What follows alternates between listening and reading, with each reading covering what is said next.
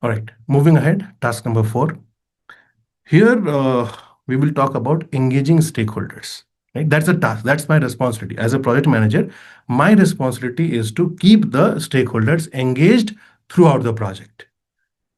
Right? Same thing, people domain, task number 4. We'll discuss these 4 things: task intro, essential actions, typical scenarios, and exam mindset, just like we have done all the other tasks. Right? So the point here is that we are talking about engaged stakeholders. What do you mean by engagement? Not just communication, not just meeting, not just showing them report, all of these. Involving them in planning, involving them in problem solving. That's what stakeholder engagement is. Right? So engaging stakeholders means actively involving the people and groups who can influence the project or are affected by its outcome. Basically, actively involving the stakeholders. If they can get impacted by the project, we need to keep them involved. If they can impact my project, we need to keep them involved. That's what engaging stakeholders mean. That if I need approvals from the management, I need to keep them informed that I would need them approval today, tomorrow, day after tomorrow, whenever it is going to happen. If I need support from a subject matter expert, I need to tell them that, hey, we are doing some legal work here. We may need your help. We need to keep the functional managers aware. We need to keep the suppliers aware. We need to keep the customers aware of the progress in the project. That is what engaging stakeholder means. Right? Actively involving people in the project. Why is it so important? Because you need help. Right? As a project manager, I need help from every nook and corner that I can get. Right? So engaging stakeholders improves the requirement and the decisions. Right? The more you meet the customers, the more clear will you be with the requirements. The more you meet the management, the more you meet the team members, more clear will you be with the decisions. Right? If you're thinking, why did I say team members? When we are talking about stakeholders, team members are also your stakeholders. Right? They also hold some stake. They will also get impacted by the project. They will also impact your project. Right? So it's not that team members are not the stakeholders. They are also stakeholders. It may happen that practically when you are working in the project, you call customers as the stakeholders. Right? But as per the definition from PMI, as per the way we should think about stakeholders, team members are also stakeholders. Right? So when you involve the stakeholders, it helps you in improving the requirements and decision making. It also reduces resistance. You all are project managers, and you would know this better than me, right? That building a good interpersonal relationship reduces the escalation, right? It helps the project management run smooth because you have good relationship with someone, right? So and how would you build that good relationship? When you engage with them, when you involve them in the project, when you tell them what is happening about the project, when you're honest about it, when you're transparent about it, that's when they will help you in the project. And when the stakeholders are helping you in the project, it reduces a lot of resistances. Resistances like approvals, decisions, working, team members doing the work. Right? Lot of resistance can be reduced, and it will be very, very helpful in the project. Right? It also creates realistic expectations.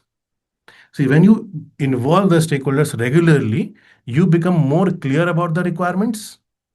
You become more aware of their expectations. The next 2 tasks that we will discuss will be about aligning the expectations and managing the expectations. Right? So, project management, managing stakeholders' expectations, aligning the stakeholders' expectations are so important that there are 2 tasks out of 8 in people domain, which means 25% of your effort should go into ensuring the expectations. Right? How would you do that? By engaging with the stakeholders, by involving them in discussions, by involving them in planning, by involving them in solving problems. Right? It also strengthens the support for the project. Right? The more you engage people, the more they become aware of the project, the more they can support you. It's a very simple thing. If they don't know what is happening in the project, they cannot support you. Right? Also, it helps in identifying issues earlier. Right? What happens is, let's say, for example, I'm running a project and I'm showing a report. Okay. Now, on this report, I look at it, my team looks at it, and we find something. Suddenly, the management looks at it and they ask a different question. Customer looks at it and they ask a different question altogether. Right? It happens a lot. Because when you are involved in something, you probably are missing the bird's eye view. And when somebody from outside looks at it, they very quickly understand that. Right? So involving people from different backgrounds, from different nooks and corners of the project helps us in identifying risks and issues earlier. That is why we should engage stakeholders. Right? It helps us understand the requirement better. It improves the decision making. It reduces the resistance, and support is strengthened. It also creates realistic expectations and identifying issues and risks earlier, which means it is helpful, and that's why we should do it. Right? That is why this is important. So, what should the project manager do? What are the essential actions? Right? Identify stakeholders continuously. It is not a one-time job. Right? If you study that, okay, during initiation, there's a process that we should identify stakeholders. That does not mean that we will identify stakeholders only in the beginning. Right? Every time some change happens, every time something changes, every time you see that some changes have happened in organization, outside the organization, stakeholders have changed, which means you need to identify and update your stakeholder register. Right? So as project managers, what is one of your essential actions? Identify stakeholders continuously in the project. What else? You must analyze the stakeholders' characteristics, their power, their interest, their influence, their direction of influence, how much they can create a problem in the project, how much they can support in my project. Right? You need to be aware of that. Only then you will be able to take that help. Only then you will be able to take the positive help, and only then you will be able to reduce the negative attitude towards your project. Right? So you must analyze your stakeholders well. Right? Based on your analysis, you will prioritize your stakeholders and you will tailor your communication and engagement with them. You cannot create an email and send it to all the stakeholders and believe that, okay, everybody would have understood. Your management might have 300 such emails in their mailbox. They will not even open it and see. Right? Your team member who is in execution is working at construction site where mobile and laptops are not allowed. They will only see it in the evening or maybe next day or maybe on Friday. Right? So you have to understand who is that stakeholder, what type of constraints are there. Based on that, you will tailor your communication. We'll see this more when we talk about task number, I think, 8. Yes, where we'll talk about the communication. Okay. But the point is that as a project manager, whenever you're engaging with the stakeholders, communication is a big part of engagement.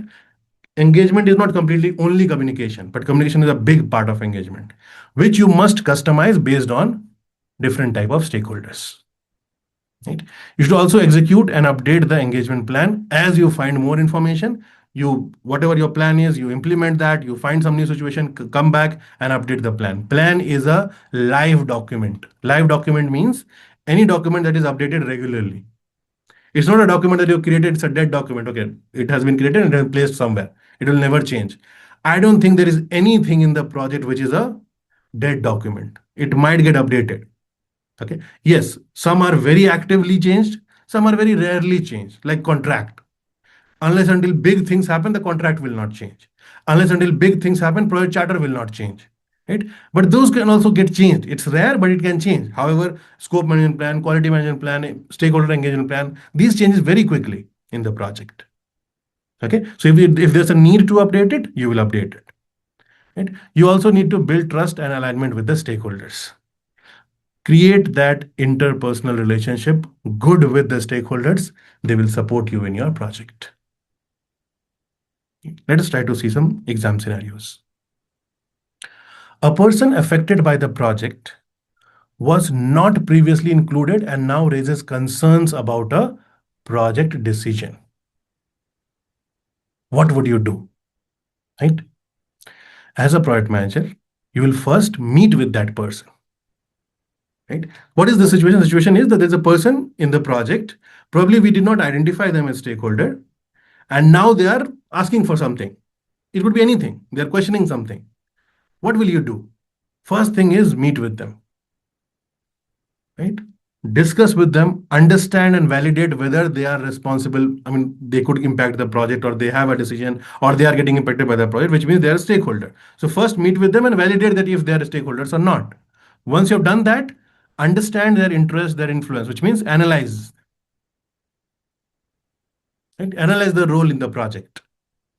Go back, update the stakeholder register, and determine the appropriate engagement plan for this particular person. Right? Very simple. There's a problem that is happening. We must solve it.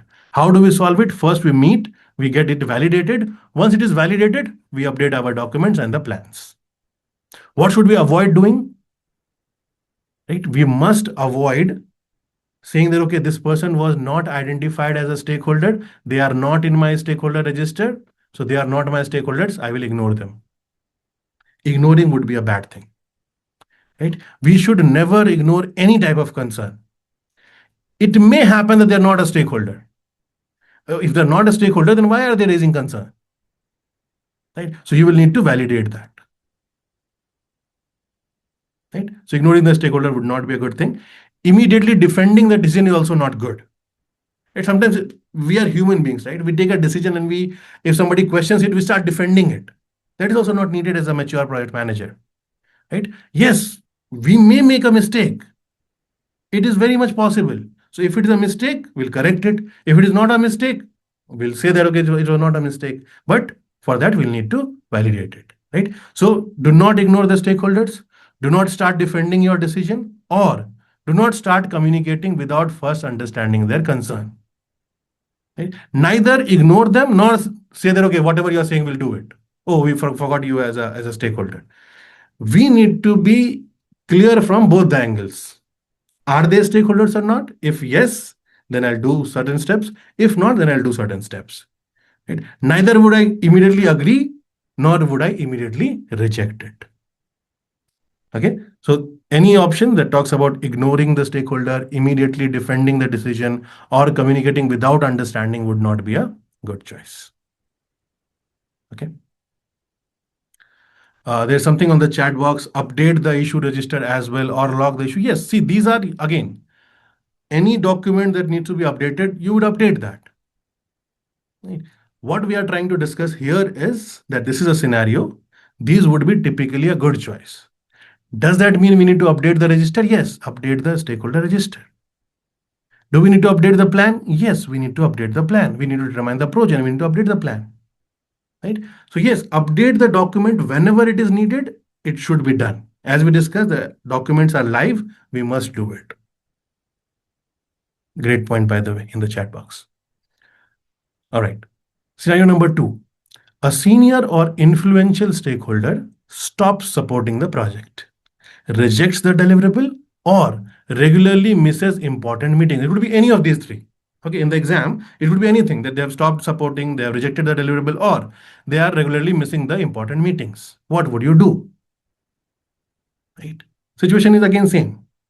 Whenever we are dealing with people domain questions, discuss with the person in the person concerned. Right? So engage the stakeholder directly to understand the reason for the resistance, and then tailor your engagement plan. Any option that says that you are meeting the person relevant for that particular situation and trying to resolve that problem would be a good choice. What should you avoid doing? Just because they are senior or influential, you should not start escalating it. Right? As a project manager, your job is to handle all these things. These are execution related issues. You will handle it. If it was business related problem, somebody else will handle it. Right? And hence, escalating immediately would not be a good choice. Nor should you start removing the stakeholder from communication. Just because they are creating a problem, they're asking for support, they are not, just because they are not coming in the meeting, you should not remove them from the list. Right? You need to figure out why they are not coming. You need to work on bringing them into the meeting rather than saying that we will not discuss with them. Right? That will also not be good. Nor should we send generic status reports. Right? Just because they're not present, we have not understood their expectations, and that's why we are sending whatever we are sending with to everybody. That should also not happen. We need to understand these are influential stakeholders, they're powerful stakeholders, they can create huge impact in our project. If you start sending generic reports, we will not get that support from them. When the approvals are needed, when subject matter experts are needed, when funding is needed, when issues are happening, and it will happen in the project. We will not get that support if we just keep generic status reports sending. Okay, I am sending every Friday, I am sending a report to that person. I'm keeping them engaged. No, that's not the level of engagement needed in the project. You need to talk to them. You need to understand what they like. You need to understand what they don't like. You need to understand what type of report should be sent to them, and then build a process around sending that type of report so that you can get the support from them. You need those kind of supports in the project. Third, a stakeholder expects an outcome that is outside the agreed project objectives. Right? So whatever objectives, whatever purpose, whatever goals were decided, whatever stakeholder is expecting now is outside that boundary, or it conflicts with the expectation of other stakeholders. Either it is beyond the boundary of the project, somewhere here, or there are two stakeholders who are having difference in opinion. What would you do? Right? Typically, you will bring both of them together for a discussion. Facilitate that discussion, clarify the needs. Understand the constraints of why they're asking, show it to them that this is what we had discussed, this is our constraints, it may not be possible, or it may be possible, whatever it is, discuss with them. Then work towards alignment. Align both the stakeholders together, or align the stakeholder with the project. Ultimately, after your discussion is done, if you realize that the change is needed, then use appropriate change control process. Right? But that will happen after the discussion. Just because a stakeholder is expecting something from outside the scope, we will not start making the changes. First, we'll understand, is the change really needed? Will this change help the project? Will we be able to make that change within the approved budget or anything? Do we need approval from somebody? Have they approved it? Then we will make those changes. Right? So it will go through that integrated change control process. What should we avoid doing? Avoid accepting every request. Right? Just because the stakeholder is suggesting, just because the stakeholder is a key stakeholder, an influential stakeholder, we will submit ourselves to them and we'll accept everything. Is not a good choice. Neither should you reject it without discussion, nor should you accept it, nor should you reject it without discussion. Right? You should also avoid allowing the most powerful stakeholders to decide unilaterally. They should not be there to dictate the things. If that is happening, you should figure out a way to stop that. Right? So what we are trying to see here is that if you see such options, it's an indication that it is a bad choice. Okay. What should be the mindset? The mindset suggests you would engage before you escalate. Escalation is generally the last resort. You would escalate after trying everything. Then, before you try to convince somebody, before you try to persuade someone, first understand the need and then start taking actions. Tailor your communication to different stakeholder types. Based on your understanding, based on their interest, based on their influence, based on their power, based on their attitude, you would decide your communication with them. Then treat engagement as continuous. Right? It should not happen that you have identified the stakeholder once, we have decided the plan once, and then done. We have put a tick to all the process. Yes, this is what PMI said. I have done everything. It's not like that. We have to do it continuously to ensure that there is constant support that we are getting, constant support that the stakeholders are getting throughout the project. Okay. And finally, any question that you're solving, if you see that the options are talking about seeking alignment, it's always better than universal satisfaction. There are many decisions in the project where not everybody will be satisfied. And you don't have to satisfy everybody. You cannot do that. It is impossible for a human being to satisfy everybody involved in the project. So our job is not to satisfy everybody. Our job is to seek alignment. I wanted this, somebody else wanted that. If I can facilitate a discussion, if I can have a meeting and have them understand which one is better and they can decide, it's good. If not, I'll have to find a midway.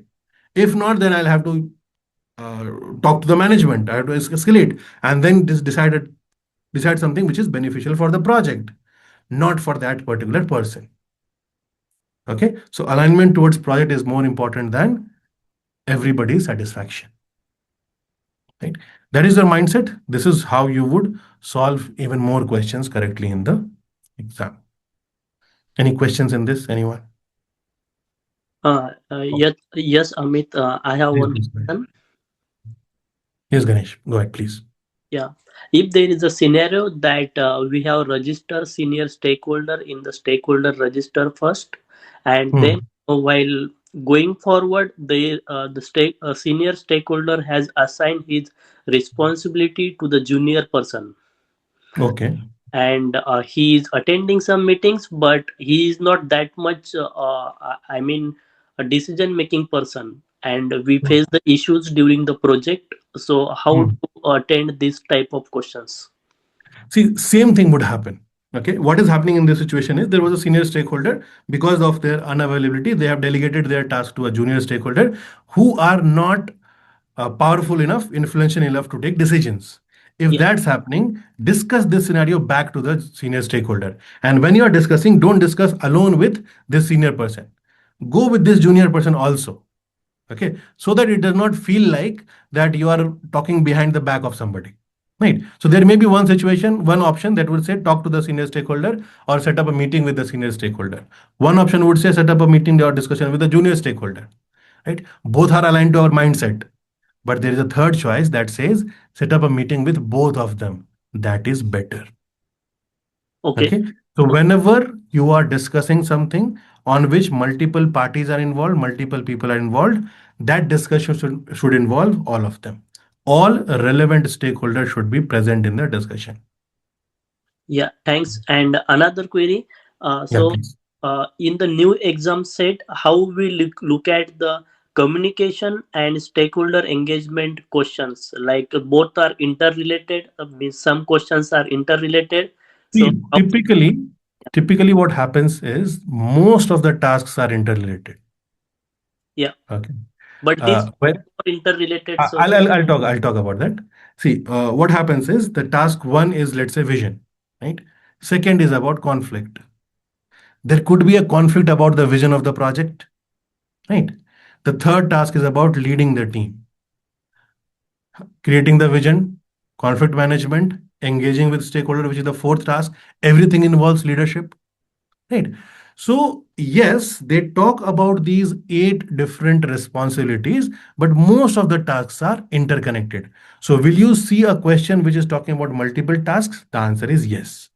Okay. Ultimately, the mindset that we are learning is not applicable only to one task, it is applicable to any other task also, right? Because these are helpful and it will never be contradictory that in one task we are learning about this mindset and in other task we'll learn about some other mindset. That will not never happen. Okay, and hence you don't worry about it. What you should do is you should focus on the mindset, you should focus on the understanding and then apply that in the exam.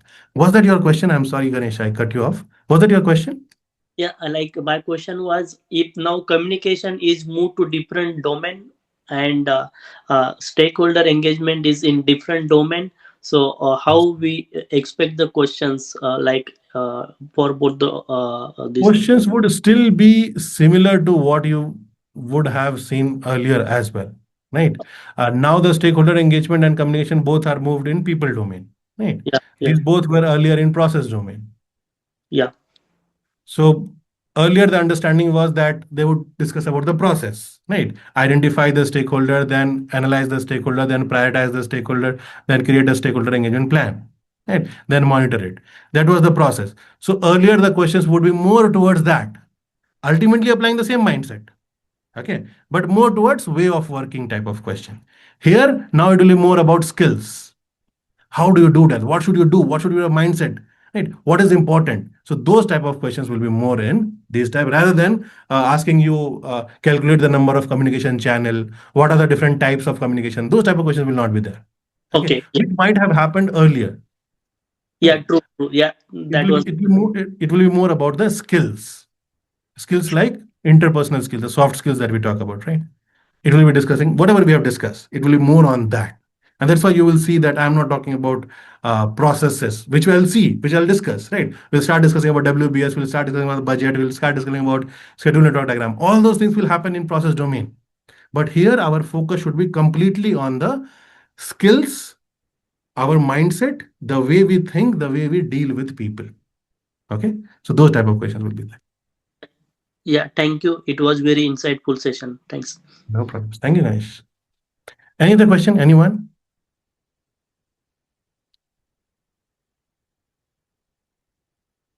So now what you should do is again go to the mock exams package, go to the task as I showed last time, and solve task number 1.3 and 1.4. Probably 10 questions each. Okay. On Sunday, we will be meeting at 6:30 p.m. Okay, for 1 hour, 1.5 hour, as much as it takes to discuss the questions. Okay, 6:30 p.m. IST, where we'll be discussing the questions. Whatever doubts that you might have from 1.1 or 1.2, some people have not taken, so please try to take that today or tomorrow, Saturday, if you have time. Right? So solve those 10 questions, 20 questions here, 20 questions, you will have solved 40 questions. So whatever doubts are there, note it down on notebook. Okay, that this is my doubt, this is the question number. I will share the screen. You tell me which question number do you want to discuss, and then we can discuss those questions also. But in order to make that effective, please note down the question number, note down your doubts. Okay, if you start reading the question when I'm showing the screen, it will take a lot of time and then it will not be helpful. Okay, so note down the question number, note down your doubts, whatever it is, and then let's meet on Sunday, 6:30 p.m. We will discuss the doubts from these tasks 1.1, 1.2, 1.3, and 1.4 also. Okay. And then on Monday again, similarly, we'll meet and we'll start covering 2 tasks every day. Okay. Yasim, you wanted to say something. Please go ahead. No, actually, I was about to ask few things about the questions itself. So I Okay. think So we we can can raise we it can later. connect on Sunday, yeah? Yeah. And then we can discuss. Read. Oh. Yes, please go ahead.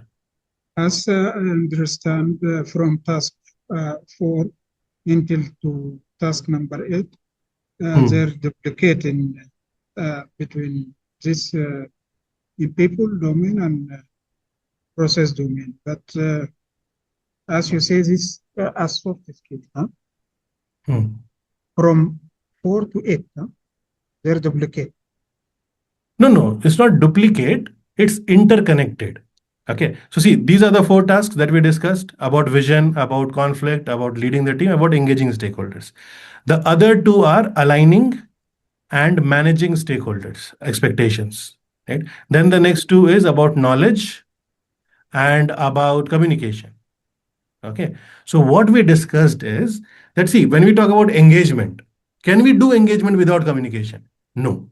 Right. Can we lead the team without handling conflict, without vision, without engaging stakeholders? No. So what I said is that every task is interconnected. Okay. So we don't have to necessarily think about which task is this question, which task is that question.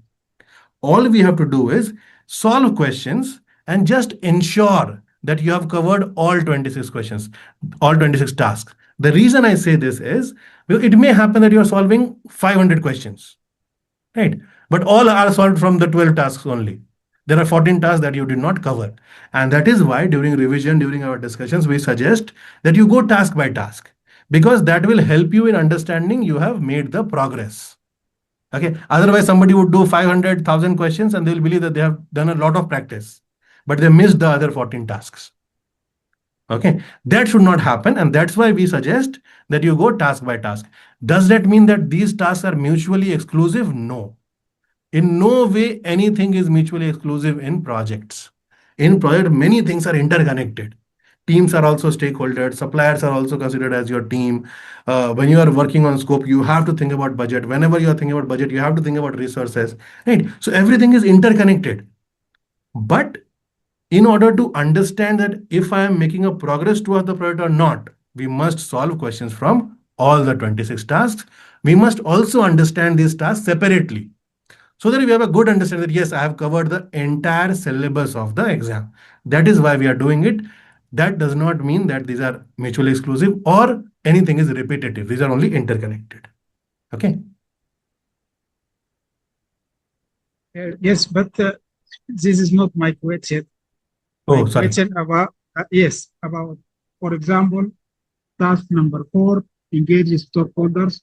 When we go to stakeholder uh, domain, process domain, or knowledge area, uh, performance domain, we found the same task in the performance domain. Also, uh, stakeholder expectation. This when we need to identify stakeholder in the process domain or performance domain. Also, uh, task 4 and 6 is the same area around about the expectation, how to align and how to manage. Correct. As the same plan and manage communication. This is aligned with, I think, interact with the communication performance domain. This is my question. See, there are multiple things, and my suggestion to you, Abdullah, and to everybody else would be do not get confused with a lot of terminologies. Okay. See, there are knowledge area, there is something called performance domain, there are these exam domains, then we have these tasks, we have process groups, we have focus areas, right? There are so many things. My suggestion would be do not get confused with that. Just be updated with that. When they used to talk about knowledge area, that they used to talk about 10 knowledge areas. Same thing: scope, schedule, cost, budget, risk, this, that. Okay. Then they said, no, we don't want to talk about knowledge areas. We want to look at this project differently. It should not be called a knowledge area, it should be called performance domain, because project management needs to perform. If they only have knowledge, it's not good enough. That's how they change the definition, right? So now they don't talk about knowledge areas. They talk about performance domain in PMBOK 8, right? There are 7 domains. In 7, there were 8 domains. So they have called it now the 7 domains. So there are these performance domains. Then you have something called exam domain, where you only have 3 things: people, process, and business, and 26 tasks, right? Now, very important understanding: PMBOK 8 is for project management, right? It helps you in managing projects better. Should you read this for your PMP? Yes. Consider this as one of a reference book. That yes, if I read this, I'll understand project management better. If I understand project management better, I'll be able to solve questions better in PMP.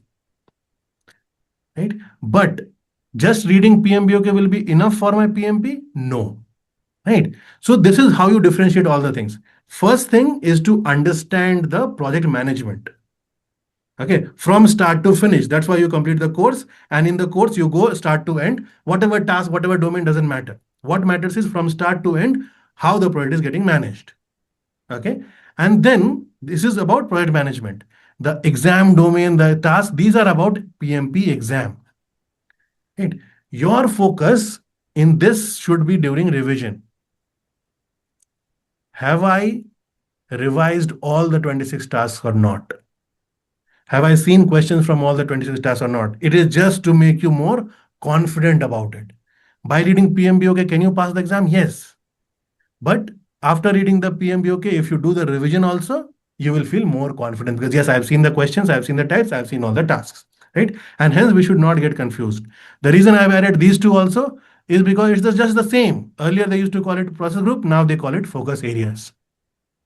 So whatever PMI talks about, these are just different ways of looking at the same thing from different angles. As the project evolves, the understanding also changes.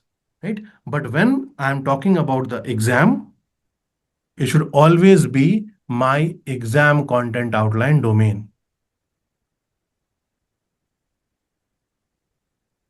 Which are these three domains? And not performance domain, right?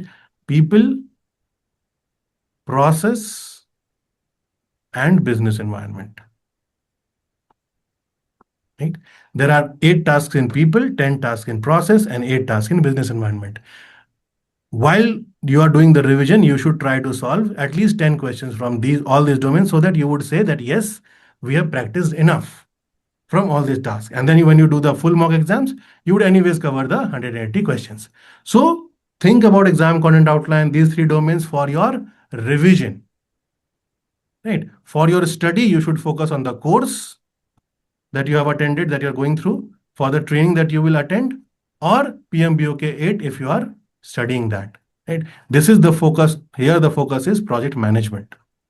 Understanding how to manage projects, understanding how to manage projects better, and then seeing some questions here and there. But when you are in the revision, last 2-3 weeks of your preparation, this is where you should focus on the domains and the tasks. Okay, so answer to your question, Abdullah, is that yes, there would be some repetition, there would be some interconnection. You will see something there, you will see something here also. It will happen, but you need to be very clear on what you are studying for. Initially, you study to learn project management. Later, you study to pass PMP exam. That's what the focus should be. Have I answered the question? Okay, thank you. From my side, I have one last question. Please. I read guide from BMI about type of new question, their scenario and multiple choice. And, yes. When we focus on the people domain, typically, yeah. No, go ahead. Sorry, go ahead. Which type of question when we go to this people domain? Multiple choice, like previous or it could be anything. It could be anything. Okay, so it's not that people domain will have only this type of question, MCQ and not case study, or process will have only case study, not MCQ. It's not like that. In every domain, you might see multiple choice question, you might see case scenario, you might see graphic based question also. It may happen. Okay, so any domain can have any type of questions, but the number is very less. Okay, case study, you will see in the exam only 2 case studies coming to 10 questions. Okay, some questions with multi-select, those would be another 10 to 15. Okay, graphics, drag and drop, those other type of questions would be around 5. Okay, remaining around 160 would be multiple choice questions with single select. But the number one scenario, I see there long comprehensive to read. That would be two passages. There will be 2 passages with 5 questions. We'll practice that next week. Okay, there will be 2 passages with 5 questions each. A good long passage followed by 1 question. Same passage, you will be solving 5 questions on that. That is your case study. In the exam, there are 2 such case study passages, total of 10 questions in the beginning itself. And then comes the other type of questions. Okay. But it could be of any domain, it could be of any task. There's no information on which task or which domain they'll come from. It can come from any place. Thank you, everyone. Thank you so much for your time. I will see you on Sunday for doubt clearing sessions, and then on Monday to continue this task discussions. Thank you so much.